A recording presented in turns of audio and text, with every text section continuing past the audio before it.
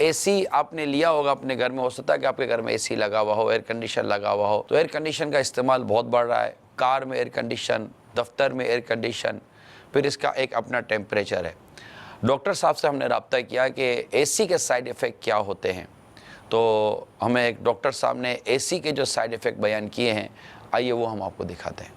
AC का भी बहुत नेगेटिव इफेक्ट हो सकता है कि बहुत ज़्यादा हम लोग एसी में रहें। सबसे नेगेटिव इफेक्ट ये होता है कि इसमें इंतहाई स्किन ड्राइनेस हो सकती है। फिर सबसे बुरी चीज़ है, एसी में आप हैं, आपका टेम्परेचर 17-18 डिग्रीज़ है और आप एकदम बाहर आए, जो टेम्परेचर है 35, 40 या 45, उससे चेहरे की मसल्स पैरालाइज्ड हो सकती हैं। तो कभी कभी one sided paralysis young boys and girls में भी देखा गया है। तो आपको एक उस लेवल पे रखना चाहिए अपने एसी की कूलिंग भी, जो कि बाहर से बहुत ज़्यादा कम ज़्यादा ना हो।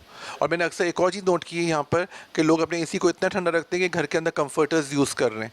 वो बहुत गलत है, बिकॉज आपका एसी की कूलिंग भी हो रही है, आप कंफर्टर्स बिला वजह और लिहाफ ये सब कंबल यूज़ कर रहे हैं इस वेदर में, और आपका वेदर भी गर्म हो रहा है, यहाँ पर आप एसी कूलिंग कर रहे हैं, तो जो डिफरेंस आता है वो आपके लिए बहुत डेंजरस है। उसमें नज़ला, ज़ुकाम, खांसी बहुत कॉमन है, कॉफ़ बहुत कॉमन है।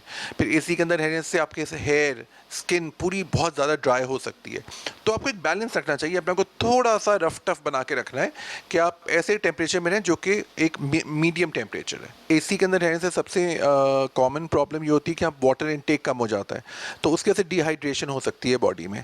उसके अंदर आपको फंगल इन्फेक्शन होने का इस तरह से चांस है कि अगर आपको फंगस हुआ है तो वो और बढ़ सकता है। एक्जिमा अगर हुआ है तो एक्जिमा और बढ़ सकता है, क्योंकि आपकी स्किन और ड्राई हो रही है, ठीक है, उसकी वजह से कोई ख़ास हाइड्रेशन नहीं मिल रही है।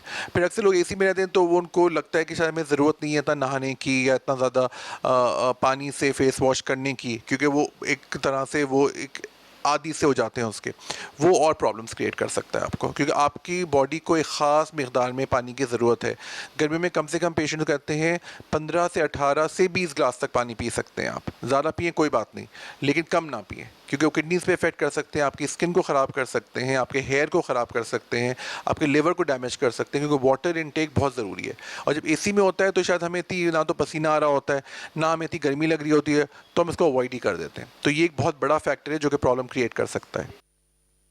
प्रॉब्लम क्रिएट कर सकता है। हर चीज़ का एक अपना इस्तेमाल है। देखिए, पसीना भी जो इंसान के जिस्म से निकलता है ना, वो भी बहुत सारी बाज़ औक़ात बीमारियाँ लेकर निकलता है।